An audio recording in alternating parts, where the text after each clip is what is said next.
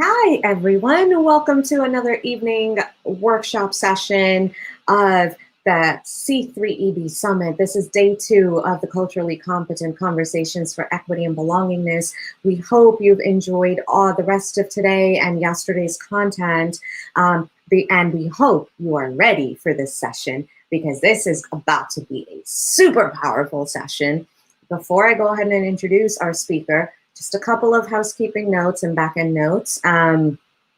Make sure you're on YouTube, our YouTube channel or our Facebook page so that you can comment real time and you can participate and engage real time. We are monitoring all of our chats, and whether you are tuning into this live or you're watching this later, please put your questions as comments. We are going to be monitoring this even after this live session is done, so we will make sure that our speaker today, our expert speaker today, gets your questions and that you get your questions answered. That is our guarantee to you. Secondly, this would not be possible without our partners and sponsors walking the walk with us toward equity and belongingness and intentional inclusion. These are people who put their money where their mouth is. So from the bottom of my heart, I appreciate Essential IT, my web team, Defy the Status Quo Marketing, Zanzibar Enterprises, and the Nielsen Company for helping us make this dream come true for all of us and for helping unite us on this platform so that we can learn and grow together. Now, without further ado, I want to introduce our expert speaker for this session. It is, and she is none other than AhNonda Bates, who is the CEO at LeadHERship Coaching and Consulting, LLC. AhNonda Bates is with over 12 years of experience as an addictions therapist and 15 years in leadership. AhNonda has a desire to help women of color across the world become the best version of themselves. LeadHERship Coaching and Consulting, LLC, launched in response to what she perceived as a learning gap between women of color, leaders, and I mean LeadHERs, and their cohorts in the workplace. LCC, as the company is called in short form, is dedicated to helping women overcome self-doubt and feeling undervalued in the workplace so they can become the LeadHER they know they are destined to be. Currently, she is the Vice President of Education, Training, and Credentialing for an Indianapolis nonprofit organization. AhNonda is a graduate of Purdue University, holding a dual bachelor's degree in psychology and law and society. She graduated with her master's degree in community psychology in 2008 and has been a licensed clinical addictions counselor in the state of Indiana since 2011. Additionally, AhNonda has over 8 years as an adjunct professor, both online and in the classroom. She continues to facilitate trainings across the United States on various topics, including secondary traumatic stress, anxiety and stress management, understanding the science of addiction, organizational management, and leadership development. Wow, what a hugely accomplished life. Like, oh my goodness. It is my utmost pleasure to welcome AhNonda Bates to the C3EB Summit platform and to shine the spotlight on her so that she can help us all learn and grow together. AhNonda, welcome. Yes, thank you so much, AJ. I'm so humbled and excited to be here, excited to bring the workshop today to talk about the real harm of microaggressions and toxic workplace for BIPOC employees. So I'm so humbled and excited to be here. Thank you. Thank you. So you know what? You have the stage. I'm getting off the stage. It's all yours.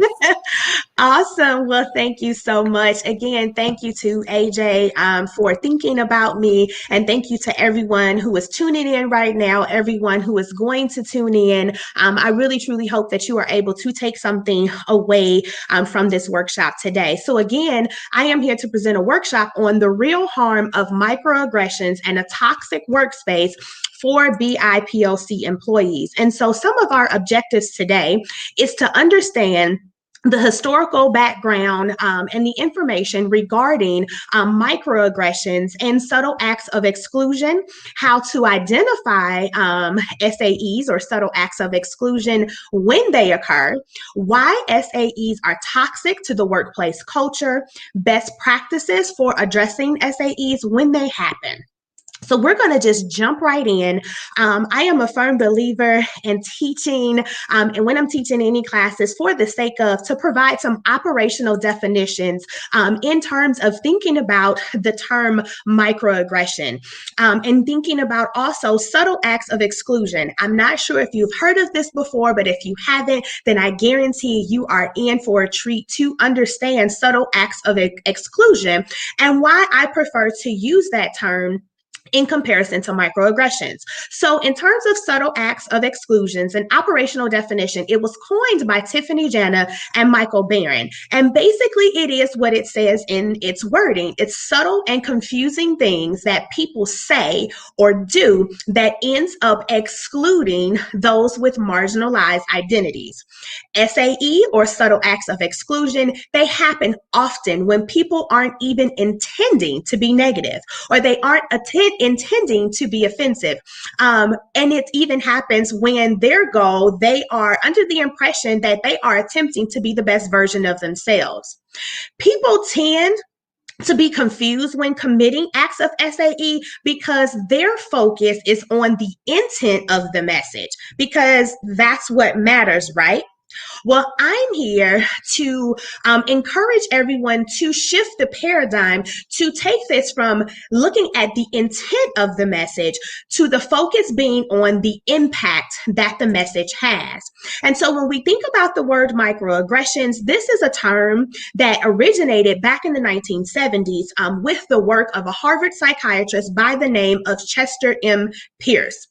Microaggressions was first applied to describe insults against Black Americans and then later against women. It has now evolved and become largely accepted as a way for people to talk about a wide range of issues related to discrimination, offense, and exclusion against any marginalized group. And so when we look at microaggressions and we talk about the harms that they can cause, it can be looked at as a form of psychological warfare that can be characterized by subtle, verbal and nonverbal insults directed at people of color, often automatically and unconsciously. They can be layered insults. So based on one's gender, their class, their sexuality, the language, immigration status, their phenotype, their accent, or even their surname. These cumulative insults can cause unnecessary stress to people of color while continuing to privilege people, non-Black people, non-people of color. And so when we look at these microaggressions, and we've heard this word before, we can think of microaggressions. There are three types of microaggressions. And so there can be micro assaults, which is basically calling someone a racial slur. There are micro insults, treating someone like a criminal. And then we talk about, and the third microaggression is micro invalidations. So this is questioning someone's experience with racism. This has happened, this can happen to a lot of people. And so as we're talking about this, I really want you to think of the type of microaggressions that you've heard of, or even the ones that you have experienced. And when we think about microaggressions, I just want to use a couple of examples to really talk about the theme of the microaggression, a common language or what is said that makes it a microaggression, and then what the message is implying. So here, the first thing that I want to kind of think about is an ascription of intelligence. And so you may have heard the microaggression and even been on the receiving end of, "You are so articulate." The message behind that is saying it's unusual for someone of your race to be intelligent. So again, we're thinking about this paradigm shift of shifting from intent to what is the impact of that message? What does the message say? When we think about color blindness, we hear people say and use the microaggression, "When I look at you, I don't see color." What does that message imply? What is the impact of that? It denies a person's color, their racial or ethnic experiences. And then there are even some that deny individual racism. There are themes that when we think about as a woman, I know what you go through. The message here is saying that your racial oppression is not different than my gender oppression. And so those are just some examples to kind of get our minds to thinking about examples of microaggressions. And so we talk about the historical information, the types of microaggressions, and then examples. So then what happens is that it causes people to question themselves. There is a lot of uncertainty when there is a subtle act of exclusion or a microaggression. And one may tend to ask themselves, am I overreacting? I know that I have experienced moments where I feel like I have experienced a microaggression and I've asked myself, am I just being hypervigilant? Am I being overly sensitive, especially with the racial climate that we're experiencing right now? And there's a lot of uncertainty about whether or not our experiences were due to our race, for example, or some other marginalized identity, or due to something unrelated, such as maybe they were in a bad mood that day, or maybe they were just having a bad day. But with this, when we start to question ourselves and question the uncertainty of that experience, that can become distressing. And trying to figure out what happened can cause us to be consumed with these cognitive. We spend a lot of time mentally and emotionally obsessing and wondering if we have experienced this, is this true? And this can lead to increases in stress hormones that are related to if someone was being bullied. So there definitely is some toxicity, and creating a work culture, these things can absolutely happen.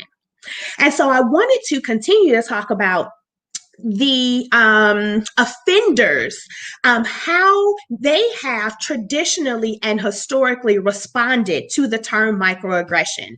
And so I'm using the term microaggression right now, but as we continue to go on, then I would encourage everyone to shift. We're talking about this paradigm shift to use the word subtle acts of exclusion. And so when we think about microaggression, oftentimes if you've ever approached someone and you said like, hey, your comment has made me feel uncomfortable, what happens is that they become defensive, right? Because they think like, oh, well, I'm not trying to be racist. I wasn't trying to be offensive, right? And they think about the intent of the message. And so why have people responded to the term microaggression negatively? One, there are a lot of people that think that this is just political correctness at its finest. People feel like they're being policed for the small things they say, so it makes it impossible to kind of speak about these challenging issues. And we typically can see this as a belief by some conservatives, also among liberal and progressive as well, who thinks that these sensitivities to these subtleties of language really is taking microaggression too far.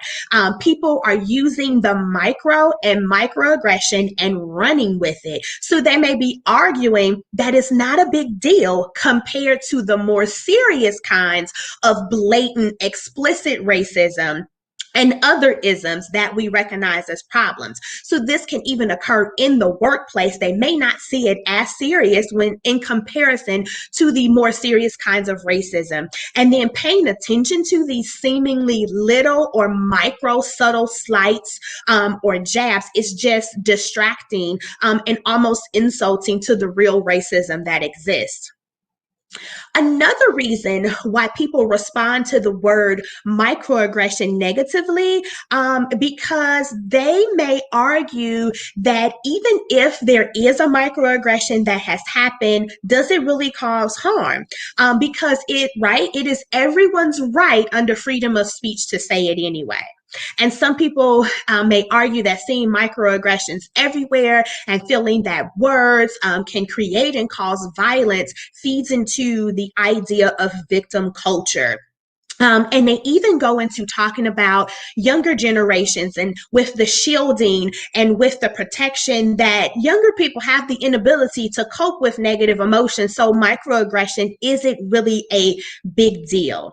And so we know that there is empirical evidence that shows that experiencing microaggression takes a toll on our emotional well-being as well as our physical health. And then the last thing, there are people that believe and would argue that there is little scientific evidence to prove that microaggressions exist and what harm that they cause. So if we can't measure it and we can't prove it, then there's no reason it can't form the basis for my organization or my company to create a policy around this. And so that can become a danger because it can be very subtle. It doesn't have to be very blatant. So if we can't measure it, if we can't prove it, then it didn't happen. So why am I going to create a policy around something that doesn't exist? And so we know that this can definitely add to a toxic environment, especially in the workplace.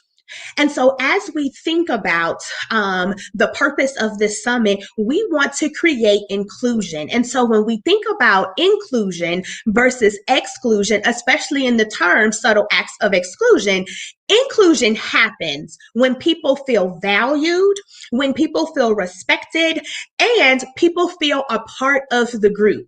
When employees feel included, not only are they happier and more satisfied, but they are also more productive and efficient in their jobs. They're better collaborators and team players, and they tend to stay at their organization or company longer.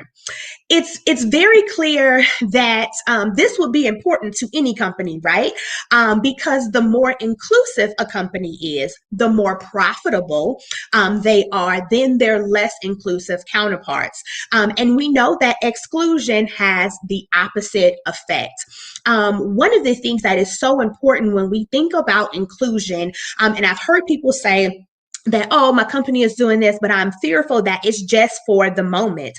We know that this is not a moment, this is a movement. So one of the most critical pieces when we think about inclusion is that it must happen actively. And so 2 words, I know I talked about going from intent to impact, but the other thing to think about is to be intentional and to be consistent. So we can't just simply think about ourselves as good people. That's not good enough anymore. But we can't think about ourselves as good people and not do anything actively to include others. So we have to be intentional about our inclusion and we have to be consistent. So it's not just enough to say like, oh, I'm a good person. I have a Black neighbor. I have a Black friend. I have a Native American, hairdresser, whatever that may look like. It's not enough to just say, oh, I'm a good person, or to think of myself as a good person, but we have to be active and intentional to include others, especially in the workplace. So I mentioned when using the word microaggression, and let's talk about the issue with microaggression. So the term itself, when most people hear this term, it is met with defensiveness. A common response may be, I was not trying to be aggressive at all. That was not my intent, right? It stops any progress before the interaction can even happen between the two people. It puts people on guard automatically by focusing on the intent of the aggression and not the impact.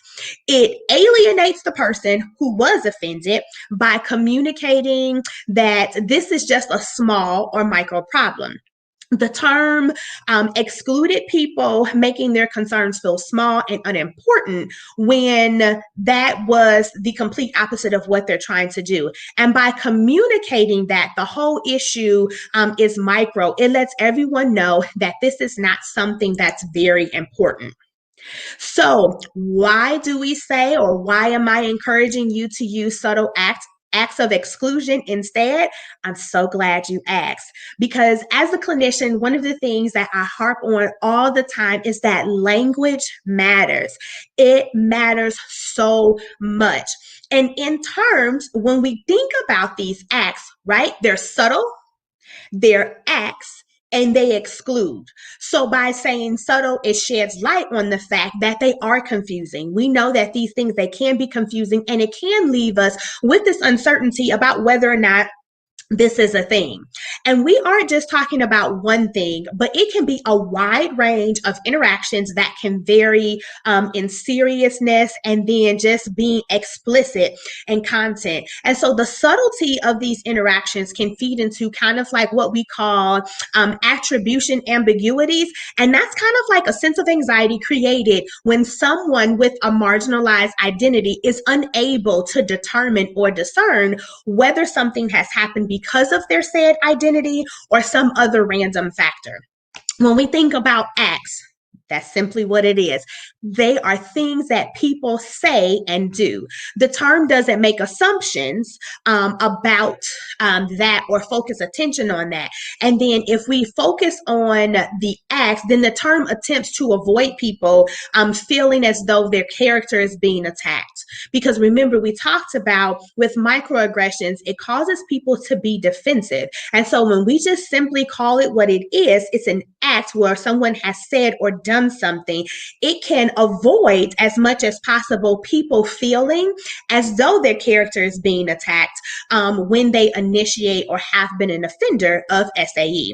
And then exclusion, we know that it creates exclusion rather than inclusion, and it can be a problem for the person who is experiencing it, but also for the workplace culture as a whole, where repetition of SAEs happening often reinforces and maintains these systems of power, inequality, bias, and what we consider to be normal.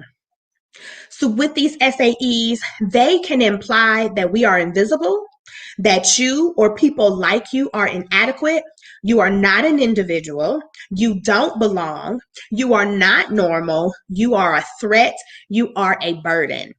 And when hearing that, think about who would want to continue to work in an environment where you don't feel visible, you don't feel seen, you don't feel heard, or that you belong. And we know when we think about the 4 characteristics of psychological safety, especially in the workplace, people want to be seen, they want to be heard, and they want to belong.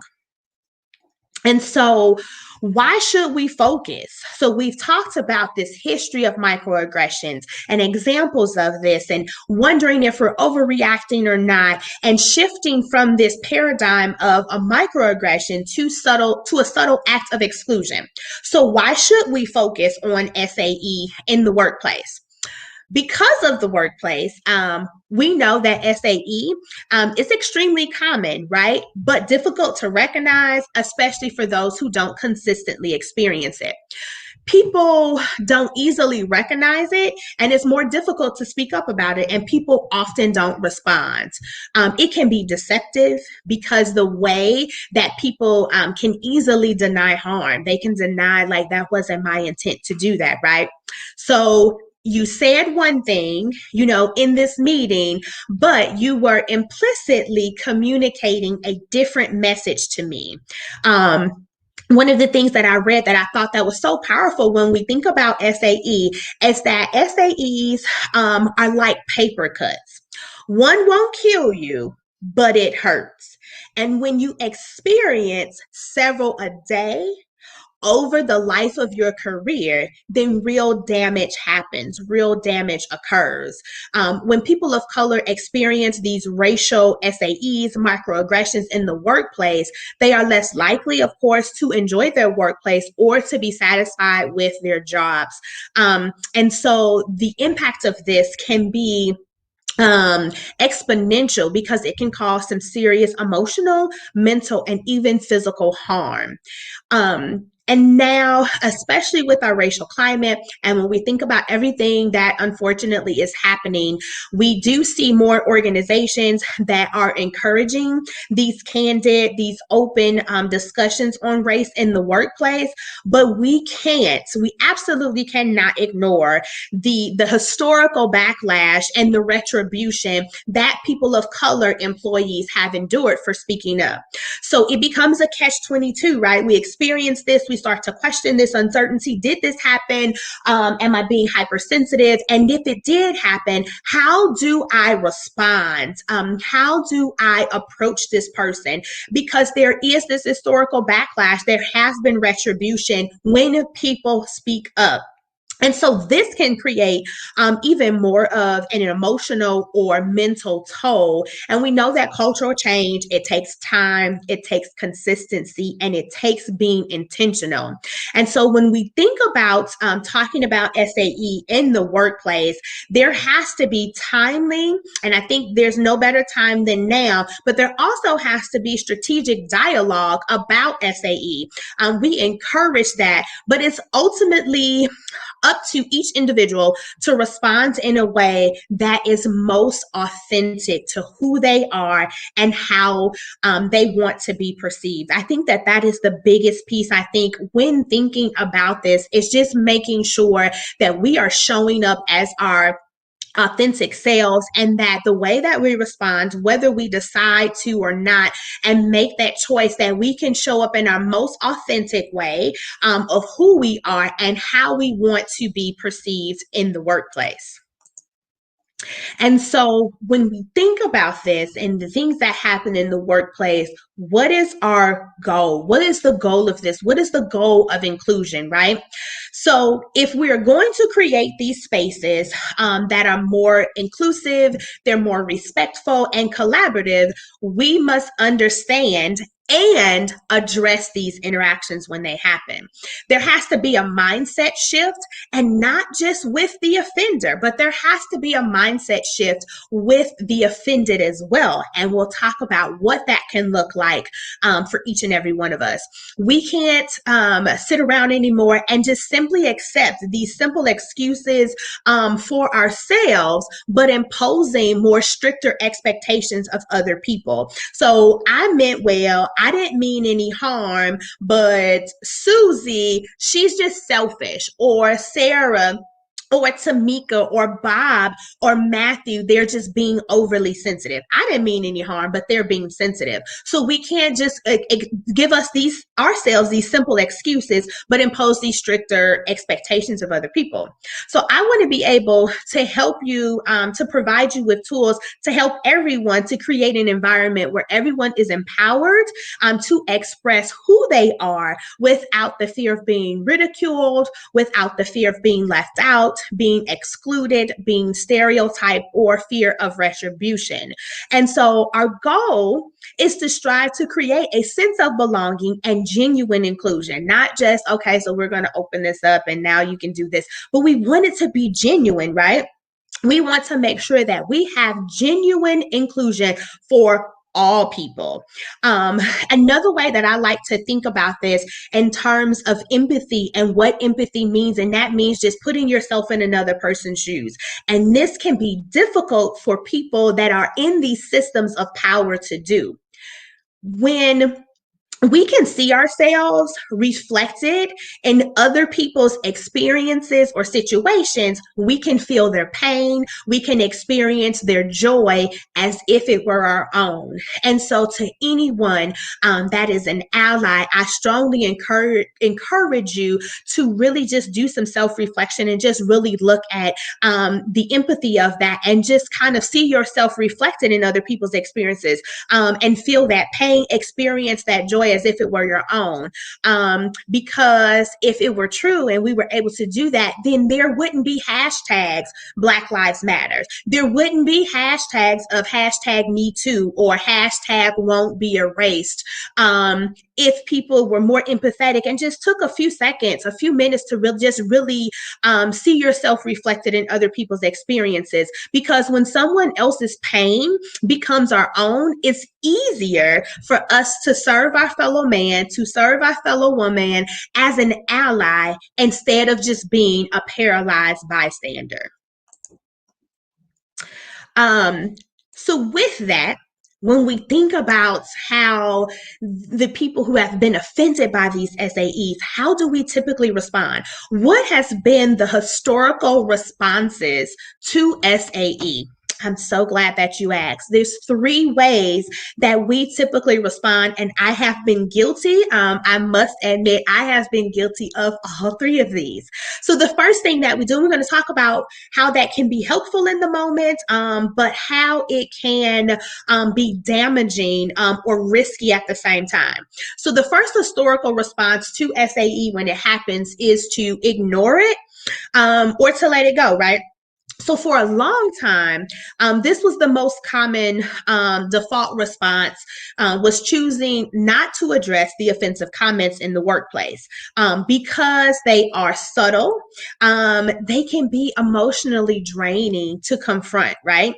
But we know that our silence has really placed an emotional taxation on BIPOC employees and it has left us wondering what happened, why it happened.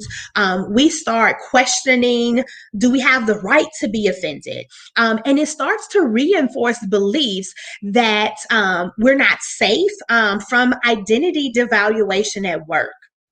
And so we just ignore it and let it go because it may not just be worth the emotional, the mental taxation at the time. But with that, it leaves us in a risky position of continuing to wonder, continuing to obsess about if we had the right to be offended, if it really was what it was. And then those things start to pile up if they continually happen.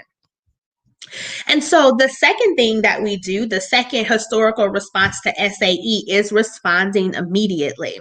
So either we don't respond, we let it go, we shake it off, and we keep going, or we respond immediately. So this approach, when we respond immediately, allows the offense to be called out in the moment and its impacts to be explained while like the details of the incident are fresh in the minds of everyone that's involved.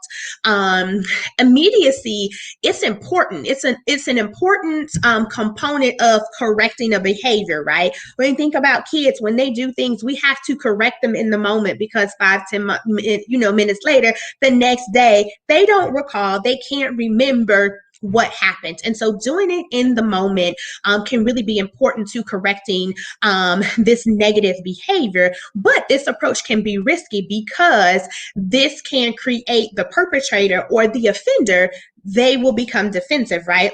So it can leave kind of like the target feeling like somehow we lost control or we did not show up as our best self. We did not handle that. We allowed our anger, our frustration to get the best of us. And then what happens as a consequence of that? We end up potentially being labeled as an overly sensitive whiner. She's always complaining. She's an angry Black woman. She's a troublemaker. Or he's just this stereotypical Mexican American man or Mexican man or Native American or whatever that is. That opens us up to these labels. And we know that once we are labeled, it is almost impossible to reverse that. And so the third historical response is either we let it go and move on, we confront it immediately, or we respond later. So we know that having a more tempered response, when we're more rational, can really help to address the offender privately on a one-on-one basis instead of in front of everyone at a later point to allow us the ability to explain why the microaggression was offensive. But the risk here, or the problem here, is that the risk lies in the time lag between when it happened and when you followed up or responded with them. And so the follow-up conversation, it requires helping the person who committed the microaggression or the SAE to first recall what happened, because they more often than not don't even remember the incident happening. And then when that happens, they don't appreciate the impact that it had on you as the offended. And so bringing this up, it can cause employees, it can cause coworkers to say like, oh, like he's being petty, she's being petty. And that it can be seen as though we're harboring this resentment, right? Like, why didn't you say anything 5 days ago or 2 days ago when this happened? And so now you can be viewed as like you're harboring this resentment or holding on to these little things, right? Because when we use the word microaggression, they're little, while the other party is like, I didn't mean, any harm. I didn't mean this. So now they're forgiving. It was like, oh, he didn't mean it. But now you're labeled as being petty, holding on to this, resentment and harboring these negative emotions. And so this can kind of take on like racial gaslighting, which we know can be very damaging. And so you're like, okay, I understand what you're saying. I get this. We've kind of went through this whole historical approach about microaggressions and SAEs. And if we want to move towards inclusion and creating more inclusion, I want to provide a suggested framework for the offended, of how you can approach and how you can respond and react to these SAEs when they happen, but also for people that are a part of these systems at power, that have seats at the table, people who consider themselves to be allies of things that you can do to help move the needle forward. So first, I want to talk about this suggested framework, and there's 4 Ds that if you have experienced this SAE, of figuring out how you want to respond. And again, you want to make sure that you are doing this based upon what is going to work best for you, what is going to allow you to sleep at night and have peace, knowing that you make the best decision for you, and that allows you to show up authentically when you're having these conversations. So the first D that we're going to talk about in this suggested framework is to discern. So what I mean by that is that you have to determine how much of an investment you want to make in addressing this SAE.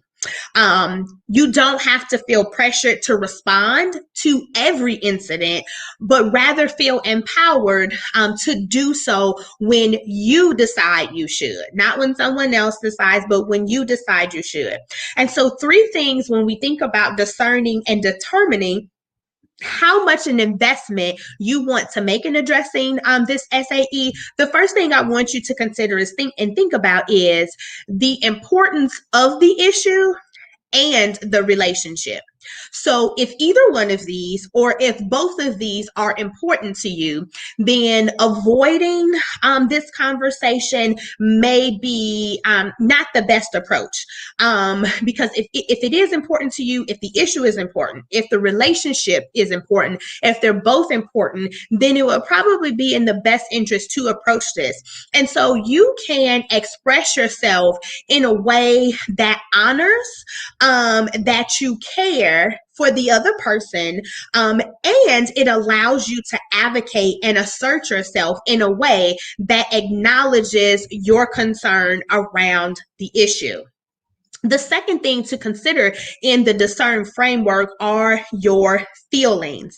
So I mentioned that we tend to ask ourselves, like, am I overreacting? Like, did my boss just say that? Like, I really feel like I just experienced an SAE. When we think about our feelings, SAEs can make you doubt the legitimacy of your reaction.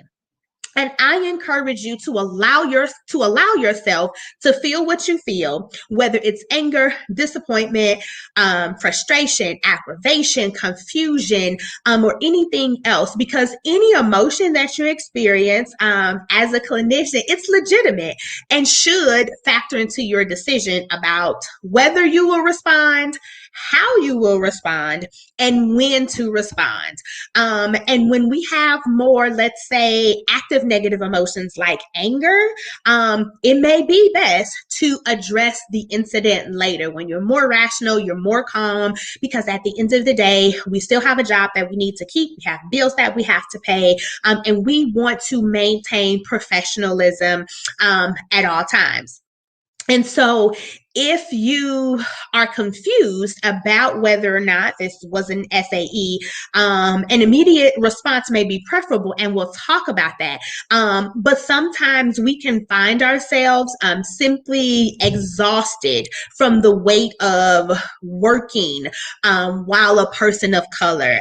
It can be a daunting emotionally, physically, mentally. I was thinking about this earlier today, just being a Black woman in America right now is emotionally exhausting.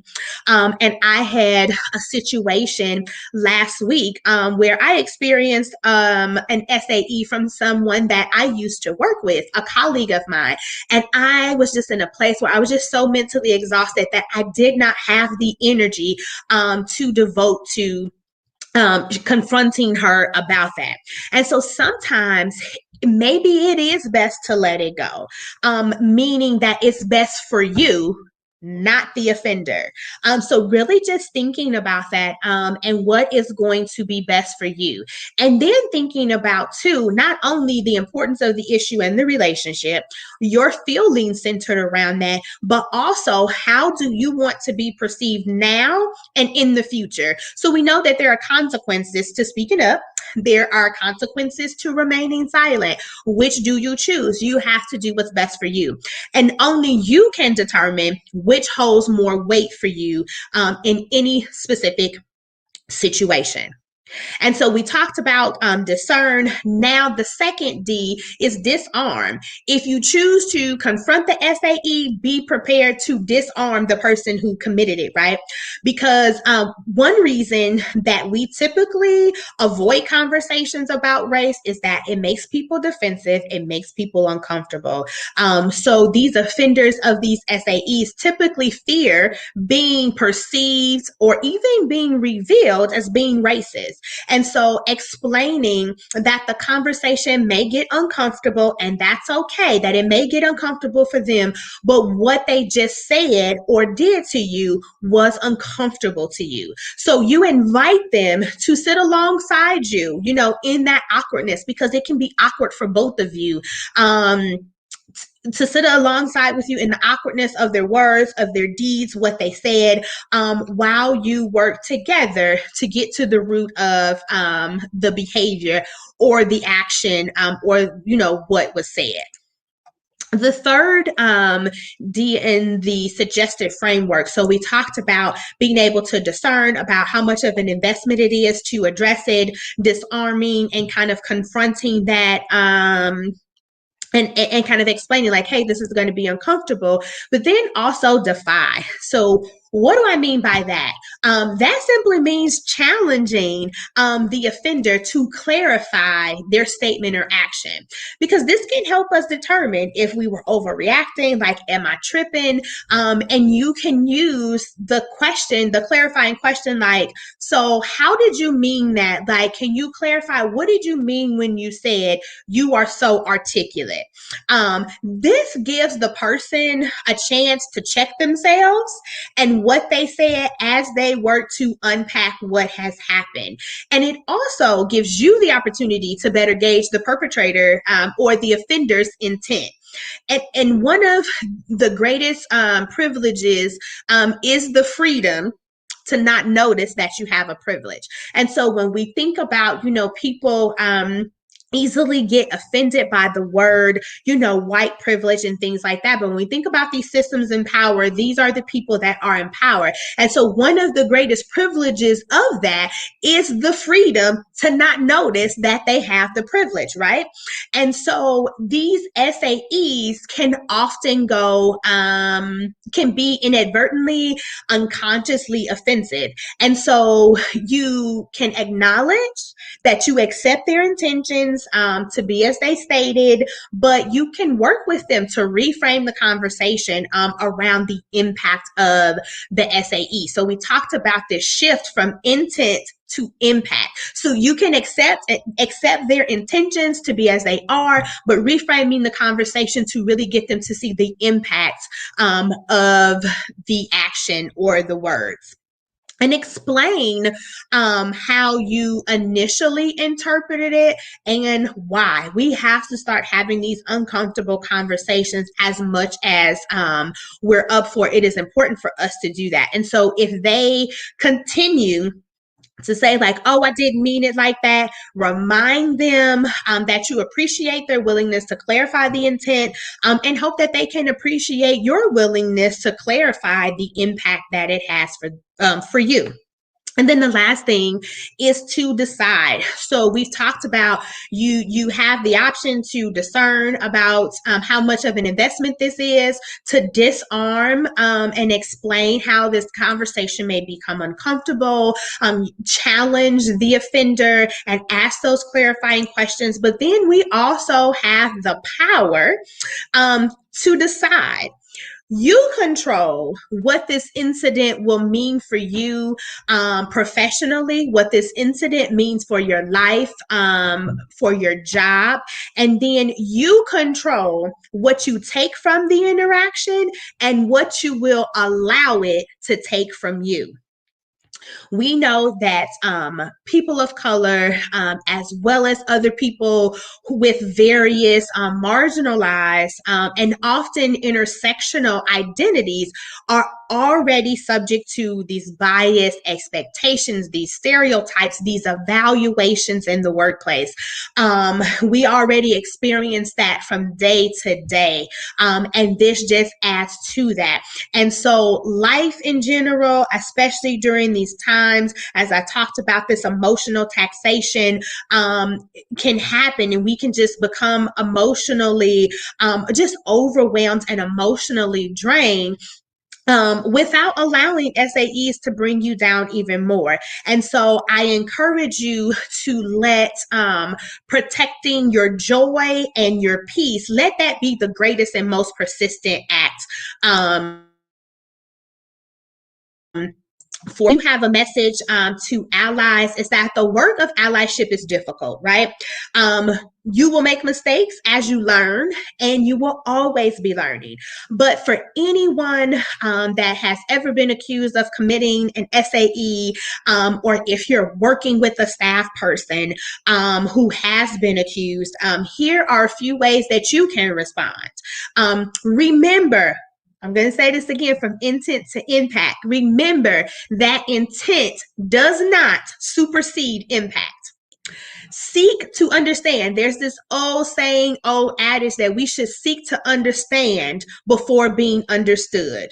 And so seeking to understand the experiences of people of color, of those who identify with marginalized identities, your peers, your colleagues, bosses, employees, without making them responsible for your edification. They are not responsible for that, but find ways, seek ways to understand their experiences without minimizing, without denying that this is the case, and without judgment, because their feelings are their own and these are their experiences. And we don't get to say that this is not their experience, or we don't get to invalidate their feelings and say that this is not the case. Believe your BIPOC colleagues when they choose to share their insights with you, and don't get defensive. Don't minimize. Don't try to provide a solution to this, or even play devil's advocate. Those, it just does not work, and it can further create this toxic environment. And then I encourage you to get comfortable rethinking much of what you thought to be true about the world and your workplace, and accept that you have likely been complicit. You may have been a paralyzed bystander or an offender in producing inequity, and just strongly encouraging you to work towards that, to continue to learn and grow. And so the last thing that I want to leave you with is, when we think about the workplace, and we talked about, allyship and things that you can do and your responses when these things happen. We talked about, if you have felt offended, ways that you can approach and you can talk to someone about this. The last thing that I want to do, because we're talking about, this intentionality and impact. So these intentional acts of inclusion. So we talked about these one-on-one, but what can your company, what can your organization do on a larger scale to create and have these intentional acts of inclusion? So there's 4 things. There's professional development. Then the second thing is talent acquisition, policies, and company culture. So with professional development, just really looking at, do you have DEI workshops, trainings? How often are they required to attend these trainings? Are they required? Are they optional? Do you even have them? So requiring these DEI workshops and trainings a minimum of twice a year, because right now is prime time, unfortunately, because of the racial climate, to really dig deep and to really have these conversations to create these workspaces of inclusion. And then making sure that you are addressing repeated issues of SAE with staff, and using these as learning opportunities, because you don't know what you don't know, but it takes, being willing to be open to that and understanding that, and about how you can be a part of inclusion. The second intentional act of inclusion is around talent acquisition. We know that diverse teams are stronger teams. So looking at your organizational structure and thinking about, is your organization diverse? What does it look like? When we think about seats at the table, who hold these systems of power? Who holds these seats at the table? Do you have a diverse team? And improving the diversity of the candidates that you recruit throughout the process, through talent acquisition funnels, expanding your recruitment sources, using structured interviews, and training interviewers on implicit and unconscious bias, because it does happen. And so providing these trainings, making sure they're trained to be able to notice that when these things happen, and using these structured interviews and these talent acquisition funnels can really help with the talent acquisition piece, to ensure that you have a workplace environment that is equitable, that is diverse, and is inclusive. The third intentional act of inclusion are policies. Remember, I said in the very beginning, if we can't prove that it happened, because emotions, we may be able to see them on our face, but it's not like something we can see. So if we can't see them, if we can't prove that they happen, then as the CEO, why would I feel urged to make any changes? We know that policies tell you what not to do. And we want to focus on what we can do, right? When we think about inclusion, we want to focus on what we can do and what we will do. These policies can be changed, they can be included and visible, because this lets candidates know, it lets your employees know that this is a workplace of inclusion. It helps to create that safety and them feeling heard and feeling seen. And so this can be included in your handbooks, on all job posts, on your websites, anywhere that it can be shared. And then with policies too, I am currently working with a company in California. And one of the things that they have done as a part of their DEI initiative is right after George Floyd was murdered, by the police officers, what they did was shortly after that, they allowed all of their staff, they gave them paid PTO and allowed them time to either practice self-care, to participate in peaceful protests. And so really look at your PTO, look at your paid time off policies to make sure that employees know that they are encouraged to take time off for causes that they care about, including peaceful protests. And then the last thing in terms of intentional acts of inclusion is the company culture. What does your company culture look like? What language, what words are you using in your company culture? There's another company that I work with. They have a book club and they have discussion groups to talk about race. And the very first book that they read was White Fragility. And it has been so empowering to see the insights and the self-reflections. And you can see a culture shift in the workplace for them because they're having these book discussion groups outside of work to talk about race. You can incorporate fundraising, advocacy, volunteering towards these causes to create inclusion, to help you to really get more insight about these marginalized communities and people of color and things of that nature. Making sure that you're supporting BIPOC businesses. Are you giving back? What percentage of that are you giving back as a company to support BIPOC businesses? And then the last thing, if you are incorporating a DEI initiative, one of the things that I've learned over time being a therapist, I didn't get into this field because I was good at math and science, but numbers and data have become my favorite thing. So if you are implementing a DEI initiative, make sure that you are sharing that data with your team, with your employees, to show the progress that you are making as an organization and company towards these inclusion initiatives. I guarantee if you keep them updated, you communicate with them and allow them to have a seat at the table and have a voice in these discussions and share that data and these initiatives about your progress, that this will lead to more intentional acts of inclusion and lead to increased job satisfaction, increased productivity, and a sense of belonging, equity, and inclusion in your workplace. That was amazing. So I had like people, you'll see when you get off this and you go on Facebook, I had like people commenting and I was like, I know, right? Like, I'm so glad she agreed to do this because it's so powerful. And it was like, it was amazing. So thank you so much for that. And we are out of time. So if anybody has questions, please feel free to comment on YouTube or Facebook. And I promise you, I will make sure AhNonda Bates gets these questions and responds to you directly. Because you deserve to get your questions answered from the expert on this herself.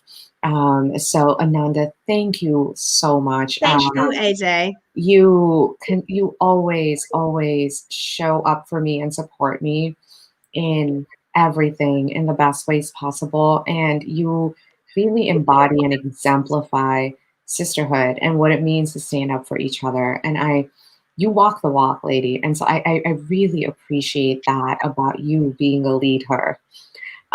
Because you definitely lead me into some exciting spaces. So thank you so much. And for all of my listeners, all of our listeners, live and later, thank you for tuning into this. Again, comment, like us on Facebook, give us your feedback. It's only going to help AhNonda and me improve as content creators and service providers in giving you what you need, not what we think you need. So please make sure you give us your feedback. And that's it for us. Let's wrap up. And my last but not least, once again, a huge thank you. Thank you, AJ. Yeah. Oh, thank you. Thank you to our partners and sponsors for really, I can't stress how much your help is crucial in for content creators like me, for small business owners and content creators like me and AhNonda, in bringing out this kind of programming. And if any individual donor wants to donate, please feel free to go to c3eb.com. You will be able to donate to this cause and to this greater movement for equity, belongingness, and intentional inclusion for all of our future programming. With that, we are going to jump into the next session that starts in, just about 3 minutes. So we hope to see you there. And this has been amazing, AhNonda. I'm going to text you right after, so we'll talk. Okay, thank you. Bye, everyone. Bye.